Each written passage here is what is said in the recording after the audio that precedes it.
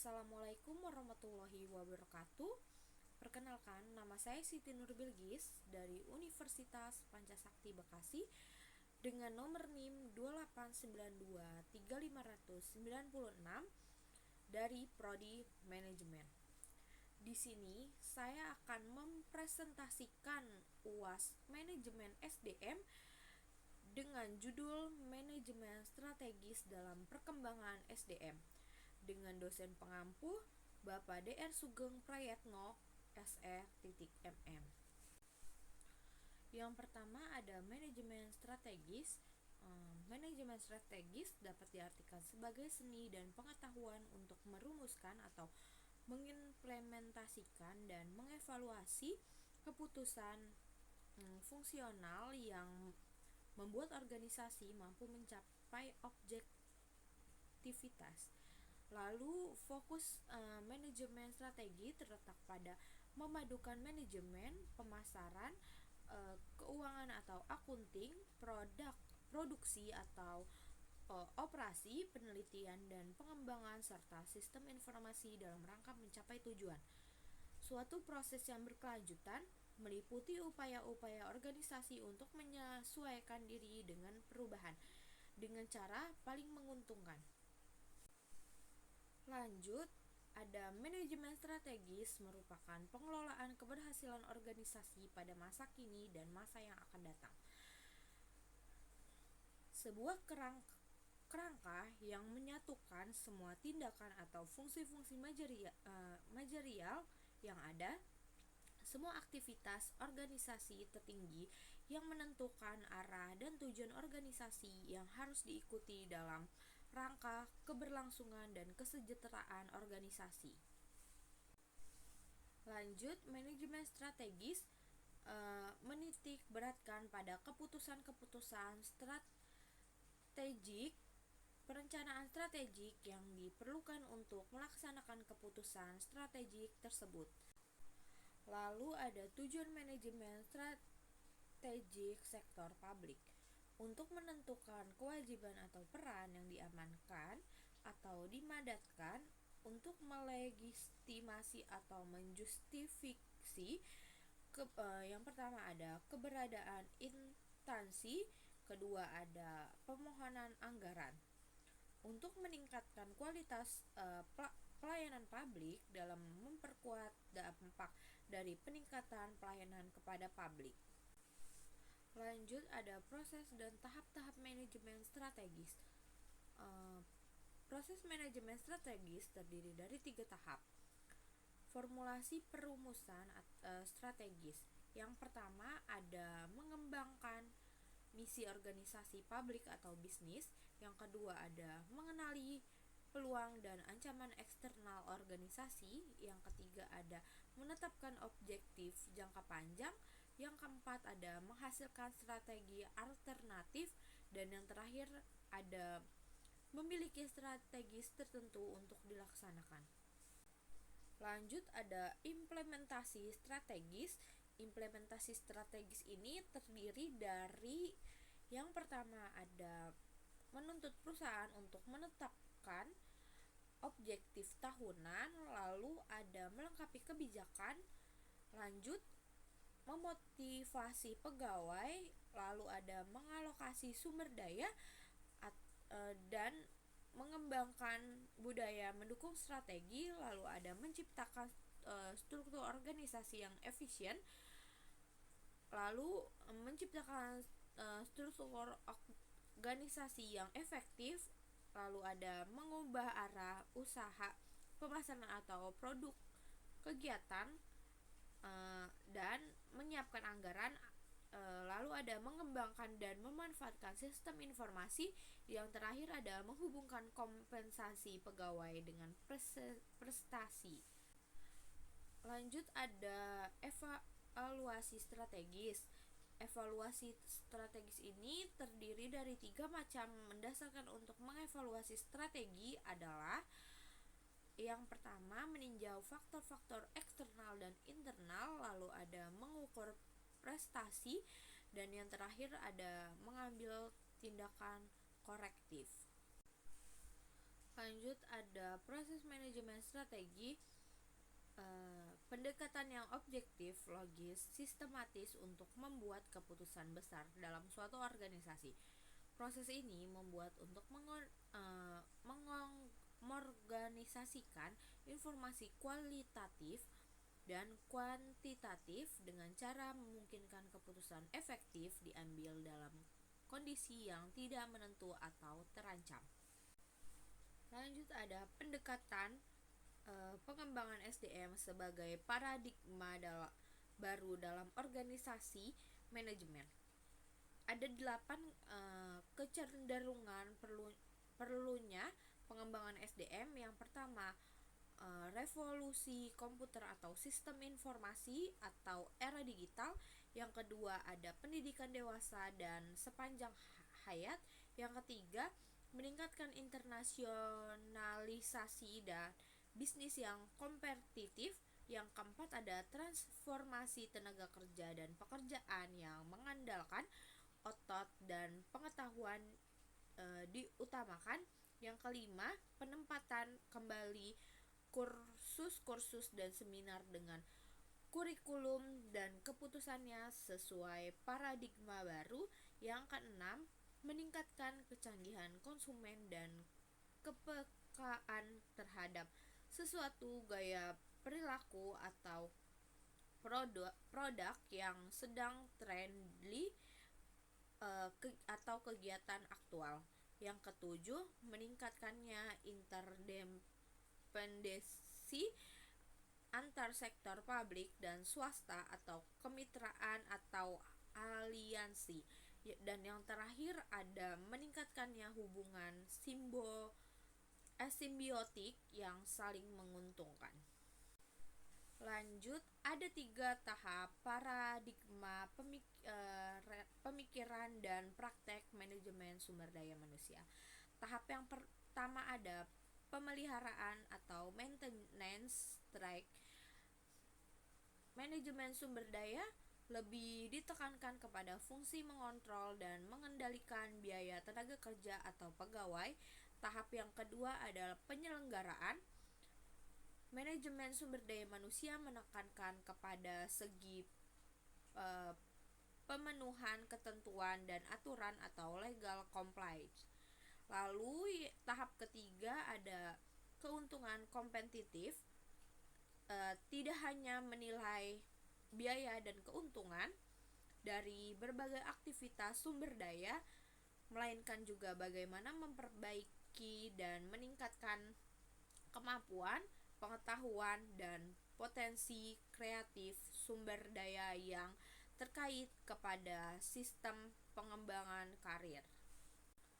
Lanjut, konsekuensinya tahap ketiga pengembangan manajemen SDM, munculnya pengembangan SDM sebagai kawasan baru dalam ilmu administrasi dan manajemen. Yang pertama ada tuntutan personal, yang kedua ada tuntutan organisasional, yang ketiga ada tuntutan dan ekspektasi sosial peran lembaga pemerintah dan BUMN. Lanjut ada prinsip dasar pengembangan sumber daya manusia. Yang pertama, sumber daya manusia adalah harta investasi yang paling penting yang dimiliki suatu organisasi, sedangkan manajemen efektif adalah kunci bagi keberhasilan organisasi. Lalu yang kedua, keberhasilan ini sangat mungkin dapat dicapai jika kebijakan dan prosedur yang bertalian dengan manusia dari perusahaan organisasi itu saling berhubungan, yang didasarkan pada perencanaan strategis untuk menunjang pencapaian tujuan organisasi. Lanjut ada pendekatan pengembangan sumber daya manusia di era global. Yang pertama ada pendekatan psikologi. 1. David MC atau Selalan atau active motivation. Yang kedua ada Everett Hargan atau Strategy and Innovation. Yang ketiga ada Daniel Goleman Developing emotional interrogating the workplace. Lalu yang kedua ada pendekatan budaya. Yang pertama ada teori Weber tentang etika Protestan. Lalu yang kedua hasil penelitian Robert Belah terhadap budaya kerja Jepang. Lanjut ada transformasi sumber daya manusia. Perubahan terjadi pada dua tingkat. Yang pertama ada perubahan fundamental yang berarti penggeseran paradigma peran SDM, perubahan budaya dan sosial. Dan yang kedua ada kapasitas untuk perubahan yang berarti peningkatan kecepatan merespon apa yang terjadi di sekitar kita. Mari kita lihat gambar di bawah ini. Ada lingkungan bisnis sekarang, misi, visi, strategis, dan nilai-nilai.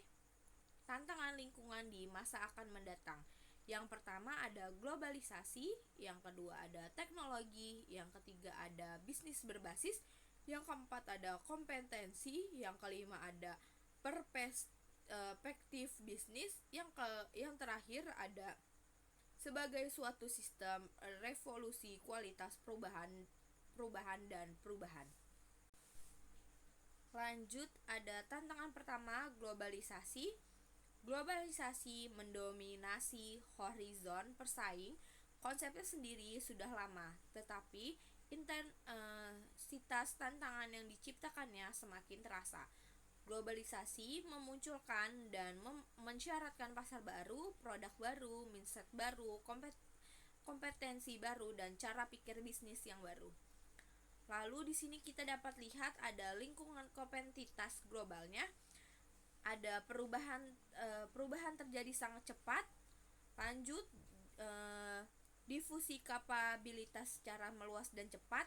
Ada keseimbangan sumber daya, para pesaing global baru, peningkatkan interdependensi di antara pasar lokal, nasional, dan global.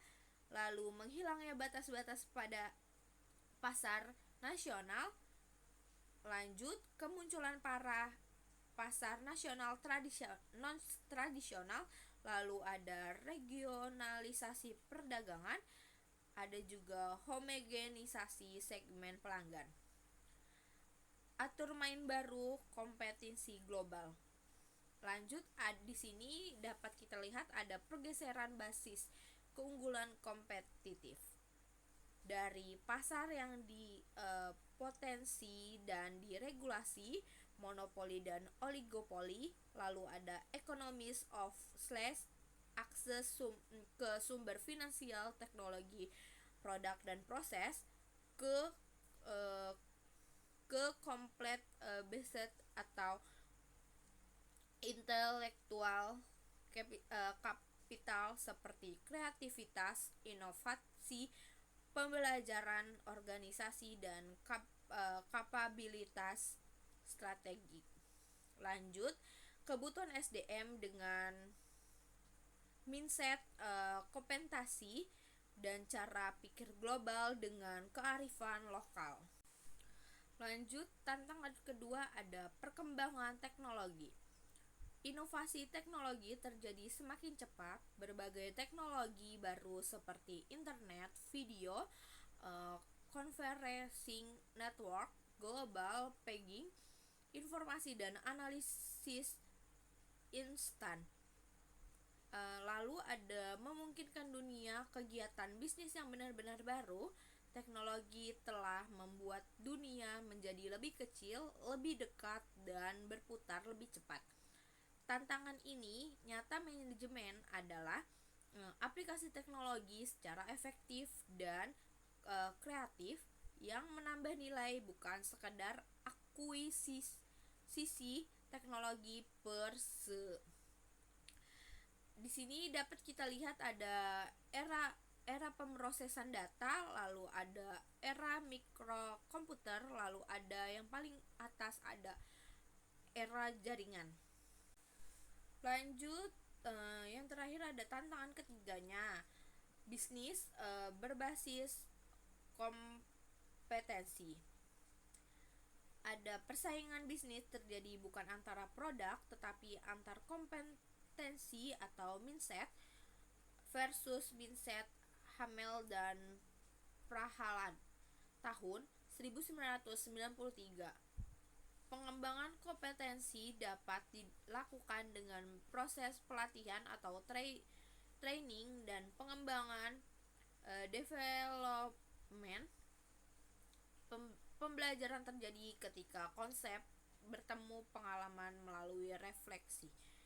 Di sini ada gambar akuisisi kompetensi, lalu ada fokus kompetensi.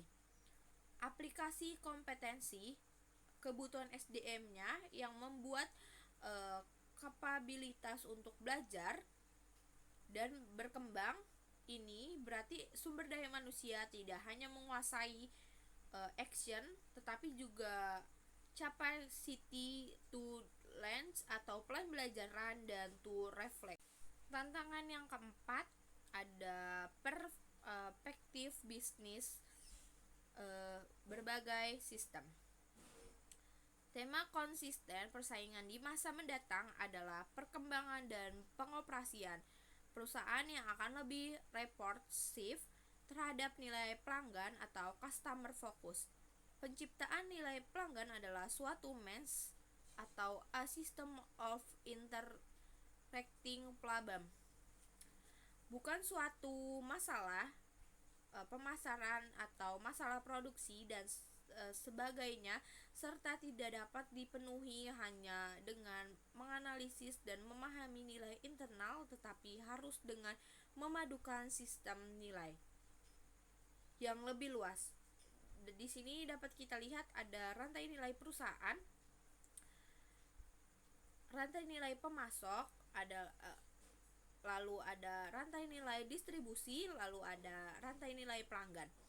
Kebutuhan sumber daya manusia yang mempunyai kemampuan untuk melakukan asistensi yang memerlukan daya kreatif, intuitif, dan integratif, tidak hanya analisis pemahaman, multidisipliner, keterampilan interaksi dan proses, serta berpikir ke depannya.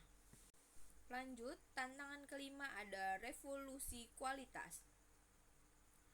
Komponen sukses berikut yang akan menjadi semakin penting adalah penyediaan produk dan pelayanan yang berkualitas. Standarisasi dan sertifikasi kualitas produk dan pelayanan akan menandai terjadinya revolusi kualitas.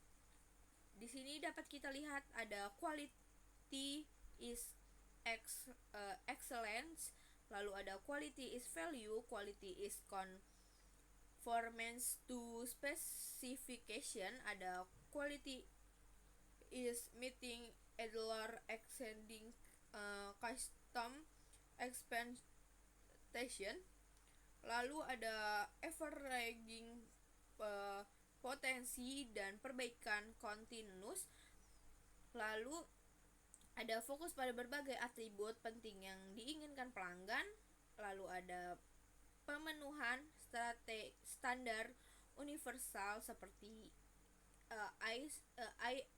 ISO, lalu ada evaluasi berdasarkan keputusan pelanggan responsif terhadap perubahan pasar. Kebutuhan sumber daya manusia yang mempunyai kreativitas dan kemampuan untuk melakukan value innovation, manajemen kualitas, entrepreneurship, dan melihat ke masa depan.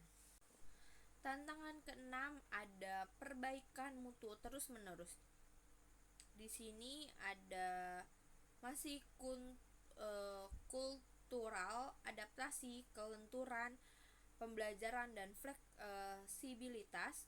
Tantangan kompetitifnya adalah sama para manajemen, karyawan, perusahaan, pemerintahan, dosen, guru, dan semua pihak harus belajar untuk berubah secara cepat dan lebih nyaman.